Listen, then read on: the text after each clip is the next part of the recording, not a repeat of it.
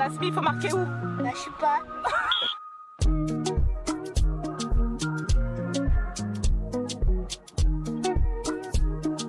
Déclarer forfait.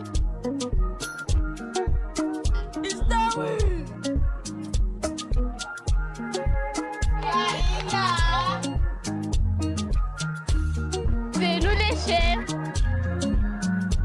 La semaine dernière, on a travaillé quoi comme figure? C'est compris ou pas? Regardez-vous, il manque une personne.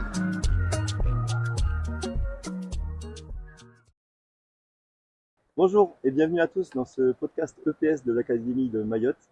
On est heureux d'accueillir Pascal Mériel aujourd'hui. Bonjour Pascal. Bonjour Yann, Tu vas bien? ça va très bien, merci.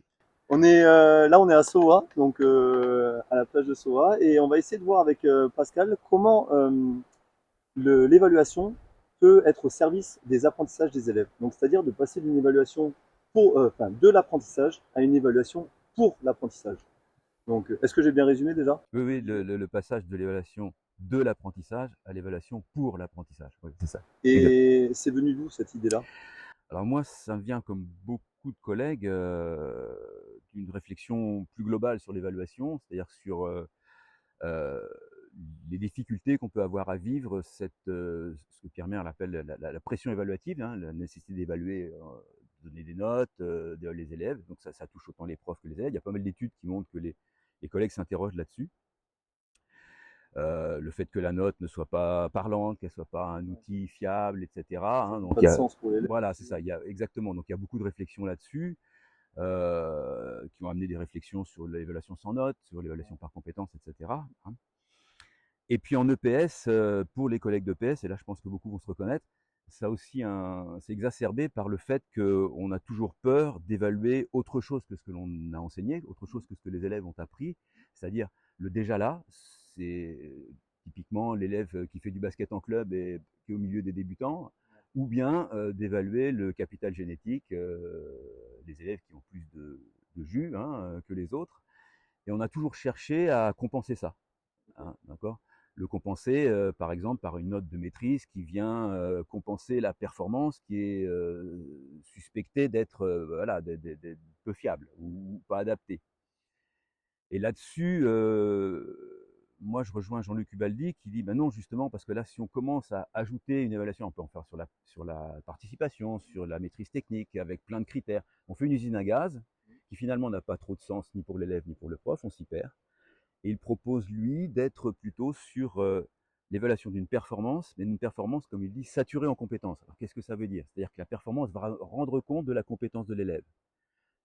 Et là, la compétence, elle doit être bien comprise comme la mobilisation des ressources pour être efficace, le plus efficace possible, dans une tâche donnée ou une classe de tâches donnée, et non pas une évaluation par compétence où on va faire plein de petits critères et on va cocher des cases. En gros, on prend tout ce que fait l'élève de manière globale. De manière globale dans la tâche et on trouve une performance et donc on crée une performance qui va rendre compte de sa compétence. Alors, je vais essayer d'expliquer ça, mais en fait, il s'agit de faire en sorte que cette performance rende compte de la mobilisation des ressources. En gros, je vais prendre mon exemple.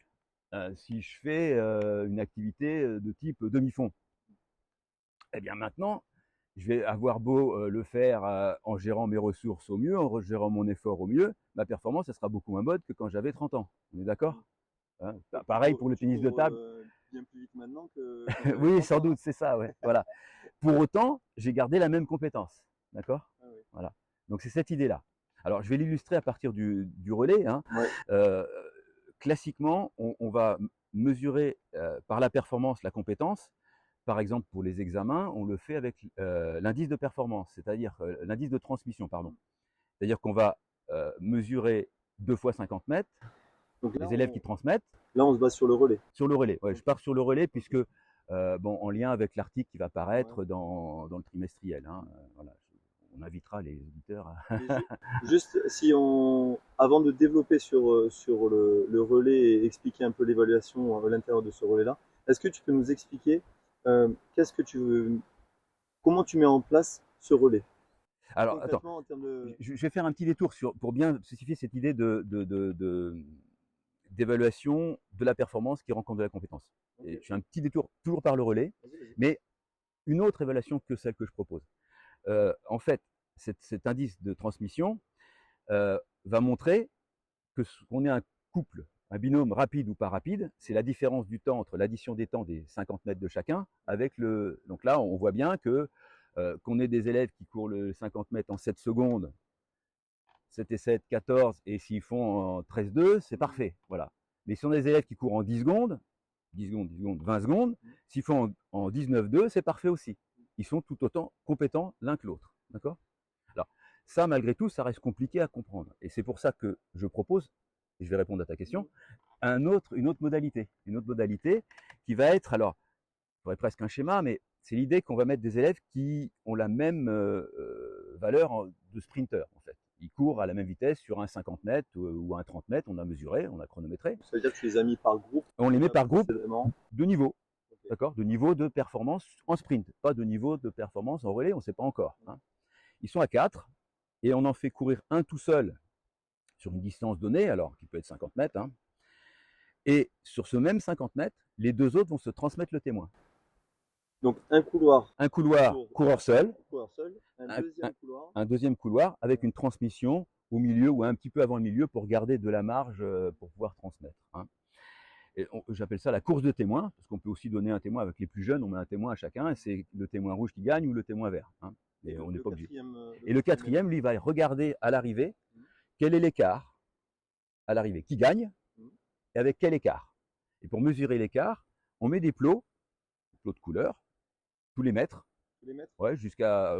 Moi, j'en mets 6, donc ça fait 1 mètre, 2 mètres, 3 mètres. Donc, par 4 exemple, mètres. une course de 50 mètres, tu mets ton premier plot à 44 mètres, 45, 46, 47. Voilà, c'est ça, jusqu'à la ligne d'arrivée. Okay. Voilà. Et donc, à l'arrivée, on demande à l'observateur d'imaginer une photo dans sa tête. On peut aussi le faire vraiment avec une tablette, hein, si on est équipé. Et voilà. Et on marque sur une feuille. Donc, puisqu'ils sont 4, il y a 4 combinaisons. Hein. À chaque fois, on est observateur, coureur seul, donneur, receveur. Donc, on marque qui fait quoi. Et à chaque fois, on va noter gagné ou perdu et l'écart. Voilà. Donc, et ça va nous permettre de voir tout de suite, de visualiser immédiatement, par la performance, le niveau de compétence. C'est-à-dire, est-ce que le témoin a ralenti et il arrive loin derrière? Et l'objectif, oui, c'est que les deux élèves, ceux qui sont en binôme, ils arrivent plus vite que l'élève seul. Voilà, qu'ils arrivent en même temps. Ils peuvent pas arriver plus vite, ils courent à la même vitesse. Donc, lancés à fond, avec une transmission idéale à fond, ils arrivent en même temps. Okay. D'accord? Ouais. Forcément, quand vous faites des groupes de niveau, comme ça, même en mesurant précisément la perf, il y en a bien un qui va être 1/10 plus rapide, un autre 1/10. Donc, d'où l'intérêt de le faire avec toutes les combinaisons, puisque c'est la moyenne des résultats qui va donner. Donc, on verra tout à l'heure, mais au début, c'est toujours le coureur seul qui gagne, et avec un écart moyen de 3 ou 4 mètres. Voilà. Qui correspond à ce qui est perdu à la transmission si on ne sait pas faire encore, quoi. Même si on fait des essais de partir un petit peu avant. Hein, voilà. Donc ça, c'est un dispositif qui est intéressant parce qu'il permet d'objectiver immédiatement la performance qui rend compte de la compétence, sans pour autant stigmatiser. Parce que ils ne savent pas, les élèves, que ce qu'ils font, c'est pas ce que font les champions, surtout les nôtres. Hein. Et donc ça, c'est ton évaluation. Ça, c'est une modalité d'évaluation que je vais utiliser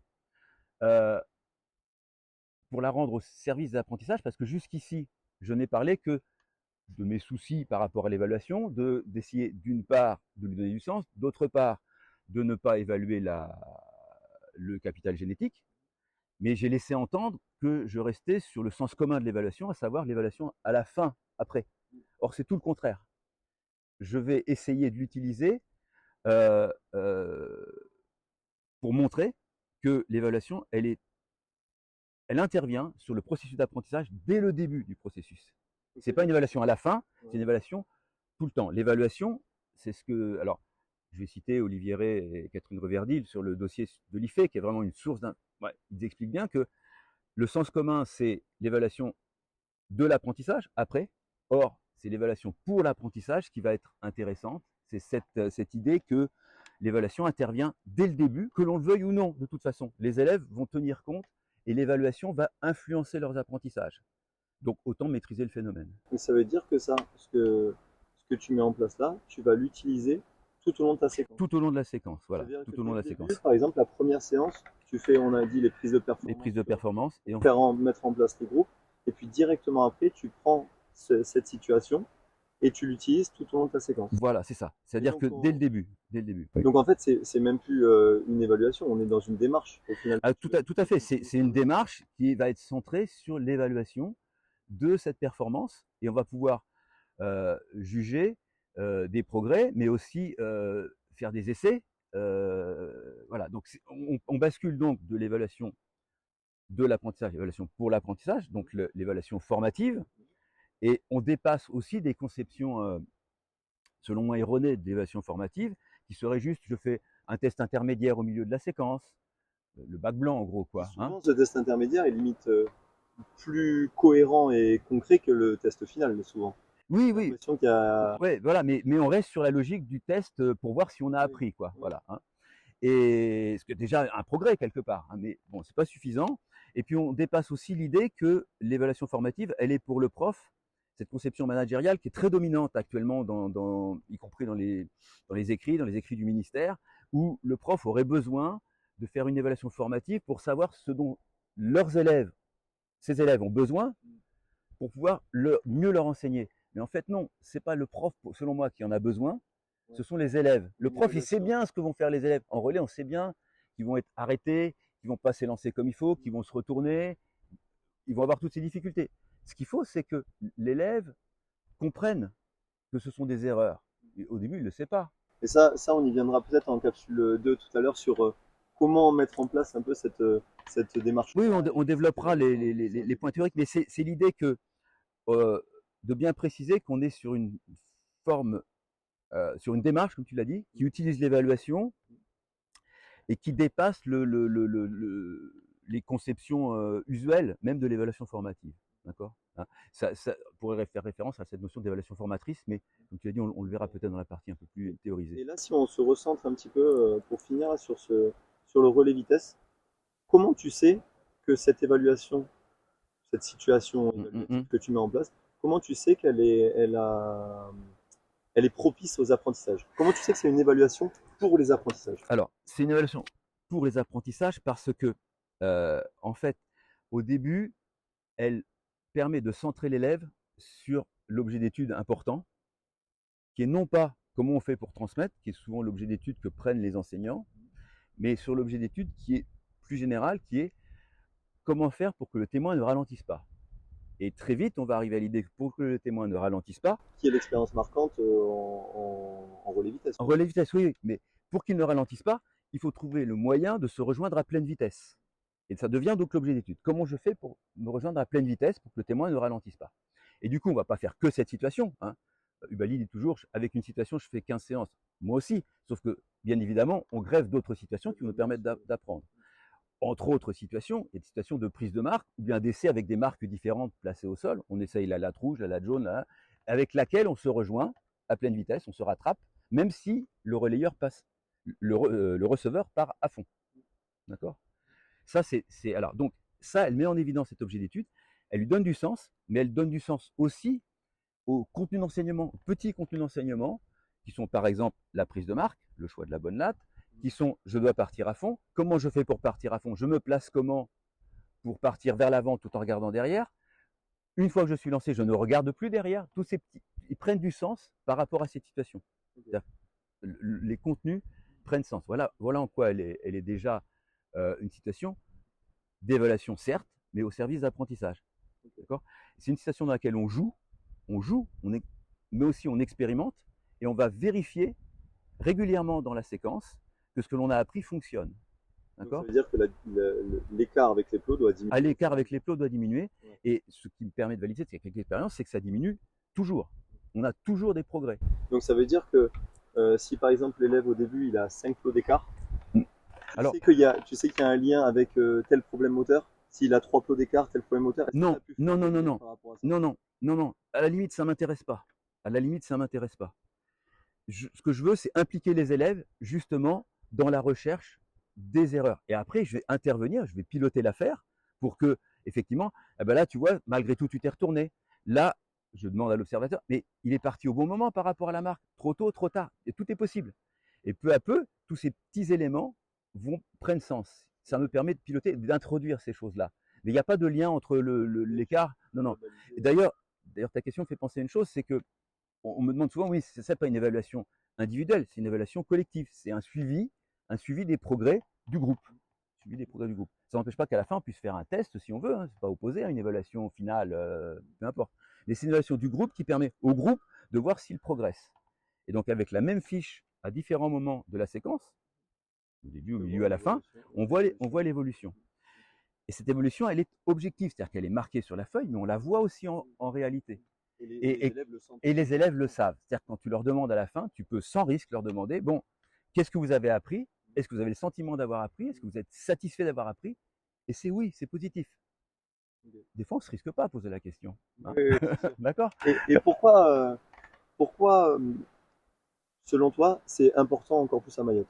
Alors, déjà, c'est important partout.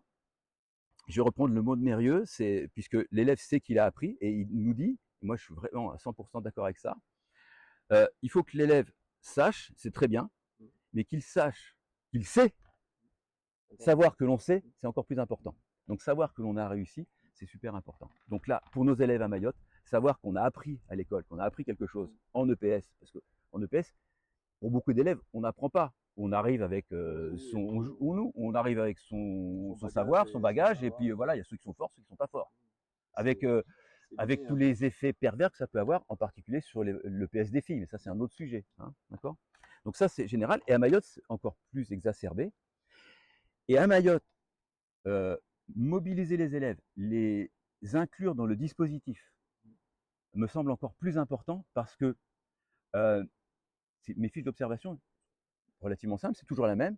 Et finalement, nos élèves, ils entrent dans le dispositif. Ils entrent dans le fait qu'ils ont la responsabilité d'aller mesurer. On les fait entrer dans une démarche avec une forme de rigueur. Et ça, c'est très, très important et très positif. Et il y a un sens direct. Et ce sens direct, il passe pas uniquement par le langage, il passe par la démonstration, c'est visuel. Si on a des élèves qui sont plus en difficulté avec le langage, il n'y a aucun problème. Il n'y a pas besoin de se poser la question, est-ce qu'ils ont compris? Très vite, on explique la situation. Très vite, j'en prends 2 ou 3 qui veut essayer, on monte. C'est raté la première fois. La forme de pratique, elle ne se met jamais en place en une fois. Il faut prendre le temps. Et voilà, donc ce genre de dispositif qui implique l'élève me semble particulièrement adapté à Mayotte, oui, complètement. Là, tu nous as parlé un peu de l'élève mahorais en général. Pourquoi c'était particulièrement important ce type d'évaluation pour l'apprentissage à Mayotte.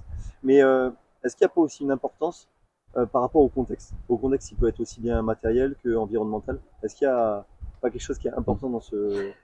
Oui, alors le contexte matériel, c'est vrai que à mon lycée, tout au moins, on ne dispose pas de stade, c'est clair. Donc on fait la vitesse relais, on fait du bus, beaucoup de bus, voilà. Et on arrive, en particulier ici, à la plage à Soa, donc on fait essentiellement sur la plage. Donc sur du sable qui est de qualité, qui permet de bien courir, il y a de bons appuis, quand la mer est, comme aujourd'hui, suffisamment basse. Mais il arrive qu'elle soit trop haute, on va à ce moment-là sur le stade, sur de l'herbe, de l'herbe ou de la terre, on ne sait pas trop. Et tu gardes la même chose. Je garde la même chose, et quelquefois la mer est plus haute, mais on est sur du sable plus mou, qui est de moins bonne qualité. Et l'avantage, c'est que le dispositif n'est pas perturbé par ça. C'est-à-dire qu'on n'a pas de chronomètre. À partir du moment où on n'a pas de chronomètre, qu'on aille moins vite, plus vite, c'est pas grave. Ça rejoint la réflexion sur la performance qui montre la compétence. Qu'on le fasse quelquefois le sol, le support, c'est la même chose. Les deux coureurs sont dans les mêmes situations. Et le seul élément qui est important, c'est au final le coureur seul. C'est son repère. C'est le repère, voilà, c'est le repère. Oui, c'est lui c'est le. On pourrait dire qu'il devient le coureur témoin en quelque sorte. C'est ça. C'est ça. Peu importe l'environnement dans lequel tu es. Exactement, voilà. Exactement. D'ailleurs, sur cette histoire du coureur seul, au début, les élèves sont dans le jeu, vraiment dans le jeu, il faut gagner par rapport à l'autre. Et peu à peu, ça devient effectivement, ils ont intégré cette idée que c'est une démarche rigoureuse où il nous sert à mesurer. c'est pas grave qu'ils gagnent, qu'ils perdent, mais Oui. ils jouent le jeu, quoi. Puis même, Ils jouent sont le jeu. dans un collectif au Ils final. sont dans un Ils collectif. quatre, Ah, ils c'est sont les quatre, ensemble, et puis- ils sont les mêmes. Bon, sauf éventuellement un élève absent, malade. Bien sûr. On trouve toujours des solutions pour qu'il y en ait un qui vienne observer. Et voilà. Mais cette idée, je constate, moi, que les élèves, au début, dans vraiment le jeu, on cherche à gagner. Puis peu à peu, on entre dans une démarche où on vient mesurer, quoi. On vient mesurer. Voilà. Merci Pascal de nous avoir expliqué un petit peu dans cette première capsule comment l'évaluation peut être au service des apprentissages et notamment par un exemple en relais vitesse. Et on va essayer de voir dans cette deuxième capsule qui est juste après, d'aller plus profondément dans l'évaluation et essayer de comprendre comment on peut créer une évaluation au service des apprentissages. Donc sur différentes APSA, sur différents champs d'apprentissage. Donc, et on va avoir un partage d'expérience aussi de Pascal par rapport à tout ça. Donc merci à tous et à tout de suite.